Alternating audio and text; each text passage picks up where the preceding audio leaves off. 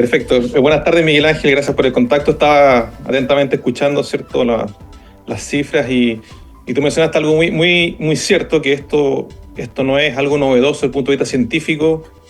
Los que hemos estado estudiando y haciendo investigación en temas relacionados a incendios forestales, es un patrón que ya se ha repetido por varios años y en los últimos 6, 5 años, digamos, estamos bastante claros de que el fuego llegó para quedarse y estos eventos extremos de mega incendios probablemente van a ser cada vez más repetitivos y tenemos que estar muy preparados, no solamente en lo que es con recursos, ¿cierto?, infraestructura, para poder, qué sé yo, reaccionar, sino que también en la logística, en la gestión, porque esta cuestión, como muestran las imágenes, ha sido dramática. Yo estoy bien consternado por el impacto de esto, en lo humano sobre todo, que es sin precedentes probablemente en la historia de los incendios forestales de Chile. ¿Ya? El 2017 fue probablemente un año súper complejo cuando se quemó casi 600.000 hectáreas. El 2023 tuvimos nuevamente un año complejo y ahora 2024 nuevamente. Entonces, estos patrones hay que tomarlos bien en serio y tenemos que cambiar un poco la forma de pensar y de actuar frente al manejo de nuestros territorios, de nuestros bosques, en fin, para poder estar mejor preparados. Sí, ayer escuchábamos a autoridades de bomberos de Galvarino. La verdad es que la referencia de bomberos es tremendamente importante en este tipo de situaciones. Son la primera respuesta y son, sí, al final los que están ahí en el terreno. Y nos decía el comandante bombero Galvarino, esto recién está comenzando. Para nosotros, la temporada alta de incendios viene a final de febrero y comienzo de marzo. De tal manera de que si es que esta situación, que fue a lo mejor un aviso, nos deja en esta condición a nivel nacional y también regional, esta voracidad del fuego puede tener consecuencias inusitadas en la historia de nuestro país. Efectivamente, nosotros estamos recién partiendo lo que podríamos llamar la temporada de incendios forestales acá en el sur de Chile, Araucanía, ¿cierto?, los ríos, los lagos.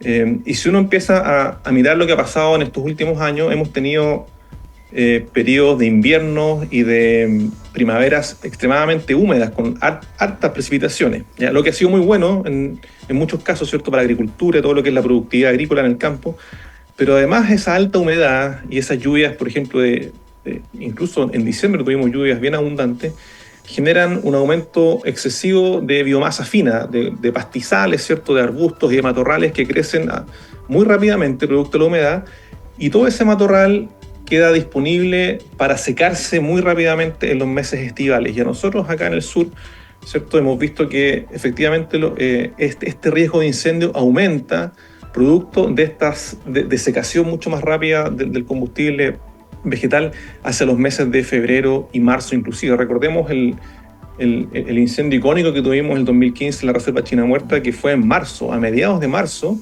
y se logró controlar como a mediados de abril aproximadamente, ¿ya? Entonces estamos dentro de estaciones de fuego que ya no son discretas en el sentido de que comienzan un mes y terminan en otra. Con estos cambios climáticos y patrones climáticos que tenemos, ¿cierto?, olas de calor hemos tenido olas de calor mucho más largas en este año, es probable que esta temporada de incendios ya pase de marzo incluso a abril, todavía con mucho riesgo, incluso mayo. Entonces ya no hay que pensar en la temporalidad, hay que pensar en que el fuego es un fenómeno antropogénico que probablemente va a estar presente en todo el año en distintas regiones del país. Ya parte mucho más anterior en la parte central y se traslada, ¿cierto?, hacia el sur en la parte más tardía del verano, incluso otoño. Y eso hay que ponerlo en la agenda de la coordinación y de la gestión, porque insisto, no solamente preocuparnos de un mes en particular.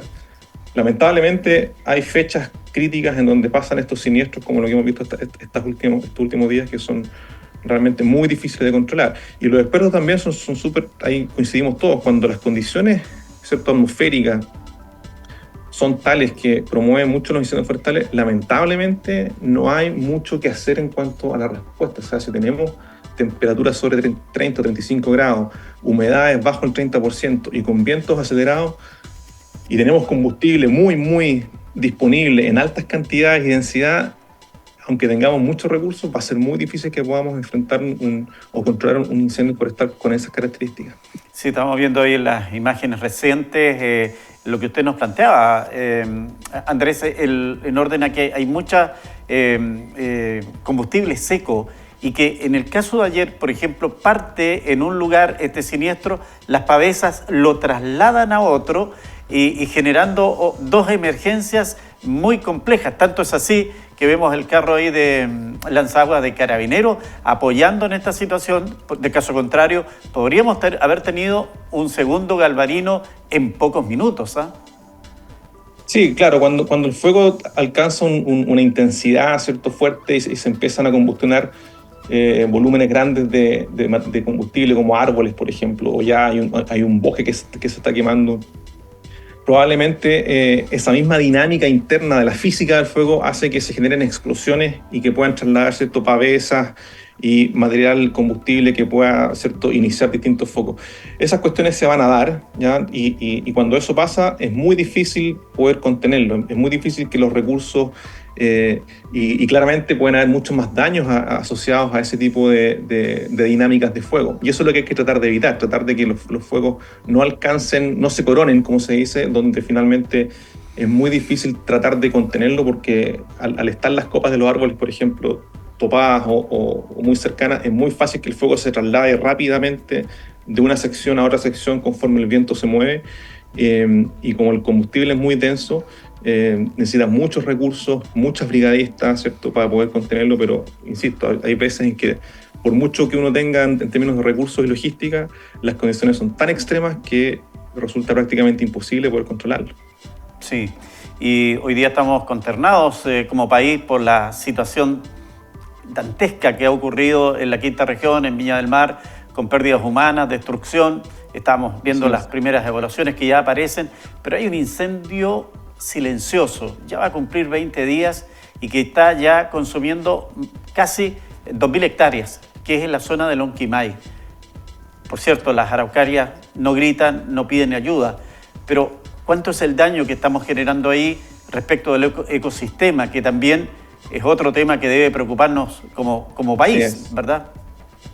Sí, hoy día, bueno, la emergencia atiende a que hay que preocuparse mucho, ¿cierto?, de salvaguardar la población en primera instancia, eso está súper bien, pero como tú bien dices, hay segundas capas de información y segundas o terceras derivadas de impactos que no son tan prioritarios muchas veces. Y efectivamente, todos los temas asociados a la conservación de bosques, a la conservación de biodiversidad, ¿cierto?, a la conservación de suelos, están muy expuestos a que un incendio forestal destruya prácticamente, ¿cierto?, todo ese ecosistema. Y la recuperación de los ecosistemas naturales es bastante dispar, va a depender mucho de las condiciones del incendio. Nosotros hemos monitoreado, por ejemplo, la recuperación de la vegetación nativa en la reserva China Muerta, la que te mencioné hace unos segundos atrás, que se quemó en 2015. Van a ser 9 años este año. Y efectivamente, las araucarias son estos árboles icónicos nuestros, ¿cierto?, propios de nuestra cultura, sumamente importantes desde el punto de vista cultural, ecológico. Pero las araucarias, fíjate que tienen la ventaja de que se han logrado adaptar a fuegos relativamente sucesivos, de poca intensidad muchas veces, y tienen los mecanismos adaptativos para poder, por ejemplo, sobrevivir a incendios, ¿ya?, sobrevivir al fuego. Tiene una corteza bastante gruesa, ¿cierto?, que protege los tejidos internos de los árboles, tienen las copas bastante elevadas, por lo tanto es muy difícil que un fuego llegue a 30 o 40 metros de altura.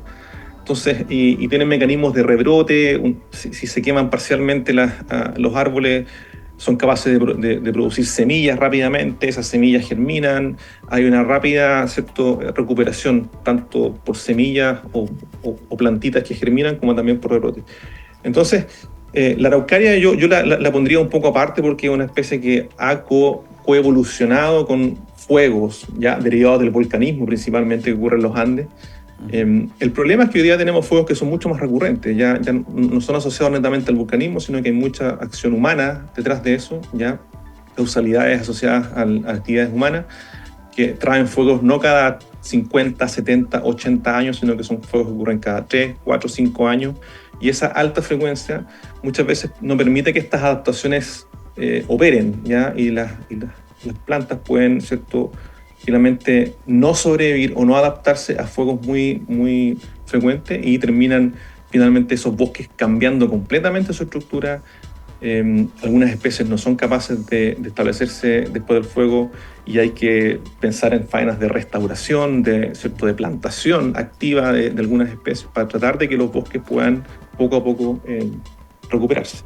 Andrés, uno de los temas que ha sido la explicación que nos han entregado desde CONAF y todos los organismos de emergencia municipal que están trabajando en el lugar, es lo complicado para poder combatir este siniestro. Tenemos imágenes que nos han llegado de Troyo, donde efectivamente se ve que el trabajo se ha hecho desde lanzamientos con helicópteros y con aviones, pero la llegada terrestre, que es en definitiva la que finiquita un siniestro de este tipo, es difícil hacerlo. Entonces, ahí es entendible la cantidad de superficie que se ha consumido y que ha reconocido la autoridad.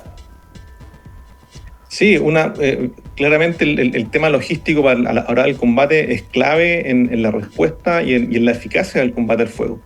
Si no hay accesos, va a ser muy difícil llegar. Son brigadas aerotransportadas que tienen que moverse, ¿cierto?, de un sector a otro. No siempre se puede mover una brigada aerotransportada producto del tiempo. No están los sitios, por ejemplo, para que los helicópteros puedan bajar y subir. Entonces hay una serie de cuestiones. Y en la cordillera, en Lonquimay, ¿cierto?, todo el cordón de los Andes, la topografía es bien escarpada. Ya tenemos cajones y cerros que se meten rápidamente, ¿cierto?, con pendientes muy altas, con muy pocos caminos en esa zona. Por lo tanto, combatir un incendio forestal en esas condiciones es sumamente difícil, ¿ya? Por lo tanto, es más esperable que el impacto del fuego en términos de daño, de hectáreas, sea mayor, porque no es llegar y mover una brigada, ¿cierto?, en un área escarpada de la cordillera, que hacerlo en el Valle Central. Entonces, claramente, la topografía y los accesos logísticos pueden determinar en gran medida, ¿cierto?, qué tan rápido podemos nosotros controlar un incendio forestal. Sí, claro. Me preguntaban acá, si es que hay algún estudio, y si ustedes tienen antecedentes respecto de cuánto es la cantidad de araucarias que pueden haber por hectárea, si que está ese cálculo para poder entender y dimensionar lo que significan casi 2.000 hectáreas destruidas. Mira, voy a ponerlo en dos definiciones para poder entenderlo. Desde el punto de vista forestal, el tipo forestal araucaria, por ejemplo, que está definido por ley, basta que tú tengas una araucaria, un árbol, por hectárea, ¿ya? Ya. Y eso te define que hay un tipo forestal araucaria. Entonces, puede ser tan poco denso, por decirlo así, como que tengas una araucaria en una hectárea, como que tengas cientos o varios cientos de araucarias en una hectárea. Entonces va a depender mucho de cómo es la distribución de la población de araucaria en los Andes. ¿Ya? Históricamente, la araucaria tenía una superficie aproximada de unas 500.000 hectáreas, ¿ya? Antes de la colonización y de toda la transformación del paisaje que sufrió en los últimos 200 años el centro y sur de Chile. Hoy día se estima que esa población original está más o menos entre 220.000 a 250.000 hectáreas. Vale decir, tenemos la mitad de la cantidad de araucarias que teníamos originalmente, ¿ya? Y hay algunos sectores donde, ¿cierto?, esas poblaciones de araucarias son muy poco densas. Hay algunos árboles solamente, sobre todo en condiciones muy, digamos, hostiles en términos de suelo, ¿cierto?, en roqueríos donde hay muy pocos árboles, y si se llegan a quemar es muy poco probable que esos árboles sobrevivan porque no hay llegada de semillas, las poblaciones son poco numerosas. Y hay otros sitios que están bien protegidos, por ejemplo en reservas y parques, en donde las araucarias tienen una población mucho más densa y el fuego, a pesar de dañarla, ¿cierto?, la población se puede recuperar más fácilmente. Entonces va a depender, yo por lo que conozco Lonquimay, en general no hay tanta densidad de bosque de araucaria como lo hay un poco más hacia el sur. Por lo tanto, esas poblaciones yo me podría hipotetizar de que si se están quemando va a ser más difícil que se puedan recuperar, porque son poblaciones más pequeñitas, más restringidas, con menos individuos y por lo tanto, ¿cierto?, una vez que se quemen va a ser muy difícil que se puedan recuperar, a no ser que vayamos, ¿cierto?, y replantemos árboles que se han quemado. Claro, situación que es también bastante difícil considerando que Y si ya es costosa, además, difícil claro. llegar a esos lugares para apagar el fuego. Exactamente, sí.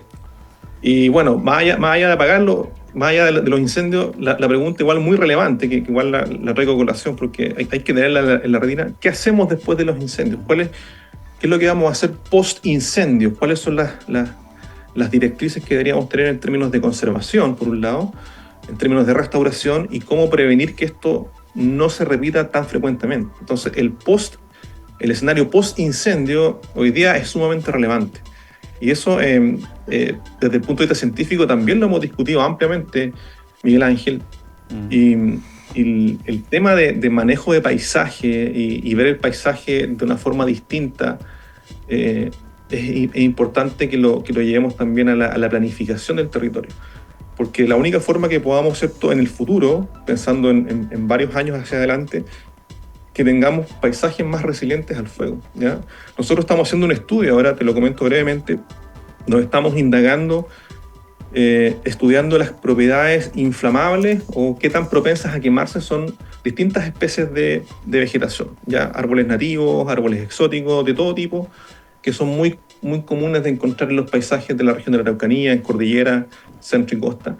Y la idea, nuestro objetivo es tratar de determinar una especie de ranking, una especie de clasificación, cuáles son las especies que son menos, por ejemplo, menos propensas a quemarse, aquellas que son más resistentes y que a la hora de quemarse liberan muy poca energía o transmiten muy poco el fuego, de tal forma de ir seleccionando una vegetación que con el tiempo se torne más resiliente y que en vez de propagar los incendios nos ayude como a aplacarlos o que sean que no sean tan masivos.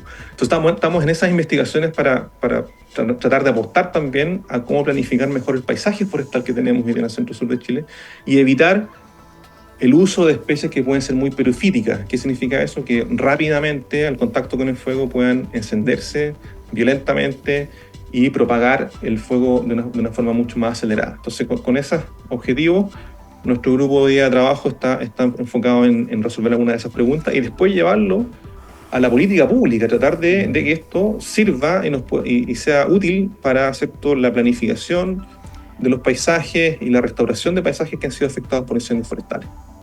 Sí, bueno, y el otro tema es cómo establecemos la legislación destinada a las plantaciones. Hoy día, por ejemplo, en Galvarino, vemos que está a cuadras del centro de la comuna, sí, con un riesgo evidente de la población, la situación de Viña del Mar. Todo esto tiene que hacernos entender que tenemos otro panorama, que a lo mejor hace 50, 60 años atrás se podía convivir con un bosque al lado. Hoy día eso hay que revisarlo. Ahí es súper importante la labor que pueden llevar a cabo los municipios.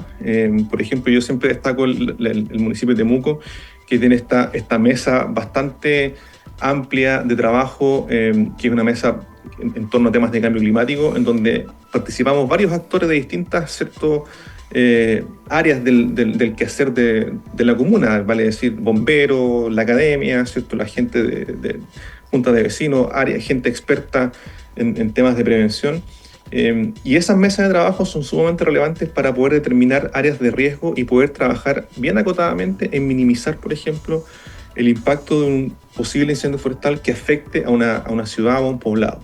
Entonces, las comunas en general debieran también moverse hacia ese tipo de trabajo, a conformar estas comisiones o mesas, ¿cierto?, multidisciplinarias, donde actores clave y con conocimiento basado en la ciencia te permitan determinar y tomar acciones concretas para minimizar esos riesgos. Nosotros hoy día en la ciudad de Temuco participamos en eso, en una mesa bien grande, con servicios públicos, el sector privado, justamente empresas forestales también, para estar más preparados. En el fondo hay que estar preparados.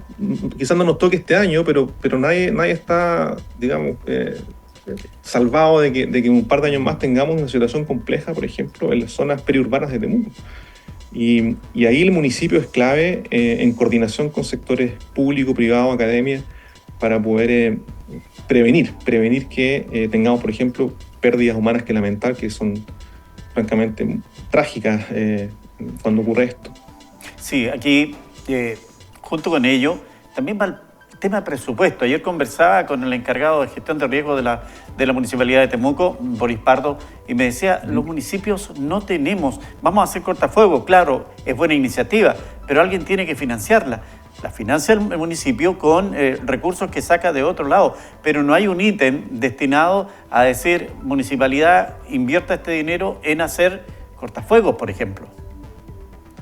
Eso es parte de una discusión también que hay que tomársela mucho más en serio hoy día, que por mucha planificación que tengamos, por muchas mesas de trabajo que son súper útiles, esto se operativiza y se hace realidad con recursos financieros, con recursos económicos para poder financiar lo que haya que financiar. Y ahí, obviamente, se requiere que las municipalidades tengan ítems asociados a esto, dado que, insisto, esto no es un hecho aislado que va a pasar o pasó este año. Es muy probable que esto se vaya repitiendo. Entonces, en las adecuaciones presupuestarias esto tiene que discutirse mucho más a fondo y de tal forma que municipalidades o los organismos que van a trabajar en la gestión tengan el financiamiento para poder responder en la eventualidad de una emergencia, ¿ya? Y no esperar que llegue el estado de catástrofe o ya cuando tenemos la emergencia encima tratar de ver cómo lo hacemos. Yo creo que aquí es clave la prevención. Si somos capaces de organizarnos muy bien y tener los financiamientos adecuados, uno puede prevenir que estas cosas ocurran y estamos todos dispuestos a aportar en lo que podamos para que esto sea una realidad el día de mañana y en los años que vienen. Y va a haber que revisar las legislaciones recientes, porque, por ejemplo, en los comités de emergencia regional, los COGRID, no está presente el gobernador regional, que es una autoridad que hemos elegido democráticamente. Justamente, aquí hay que... Estas emergencias son muy dramáticas, muy complejas, pero también te muestran la cruda realidad de qué es lo que nos falta, qué es lo que nos falta por aprender, por avanzar. Y hay que tomar las lecciones. Yo creo que estas cosas, lamentablemente, ¿cierto?, dejan lecciones muy duras que hay que tomárselas en serio para que en los años sucesivos no ocurran. Entonces, sí, estoy de acuerdo contigo. Todas las personas que tienen injerencia, ¿cierto?, y que toman decisiones finalmente a una escala política, en este caso, justamente deben estar consideradas en esto. Muy bien. Agradecer la gentileza de darnos este tiempo para conversar de un tema que es tremendamente importante. Lo que ha ocurrido tiene que servirnos de experiencia a todos, porque nosotros también somos responsables de incendios forestales. Cuando salimos a botar basura en los caminos rurales, estamos provocando seguramente una fuente que ahí puede transformarse en un incendio posteriormente. Entonces, hay harto que tenemos que hacer ahí.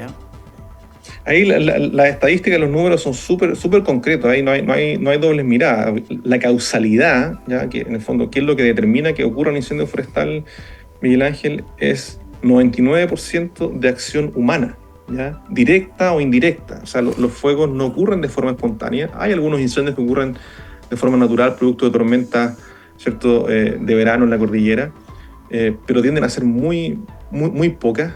Pero el 99% somos nosotros los responsables de iniciar un fuego, ya sea accidentalmente, ya sea por negligencia en el uso del fuego o derechamente por la intencionalidad.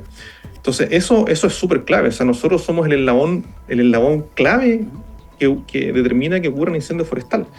Y luego las condiciones climáticas, estas olas de calor, ¿cierto?, el viento, las bajas precipitaciones, finalmente son factores que van a determinar que un fuego, una vez iniciado, se transforme en un mega incendio, ¿cierto?, y que genere impactos muy grandes, o que sea un incendio que se pueda contener relativamente rápido producto de los factores climáticos o topográficos. Pero finalmente, ¿por qué parte un incendio? Es porque nosotros estamos detrás, ¿cierto?, de una u otra forma en esos siniestros. Profesor Andrés Fuentes, gracias por acompañarnos. Un gusto en saludarlo. Encantado, muchas gracias a ustedes. Que les vaya muy bien. Un abrazo.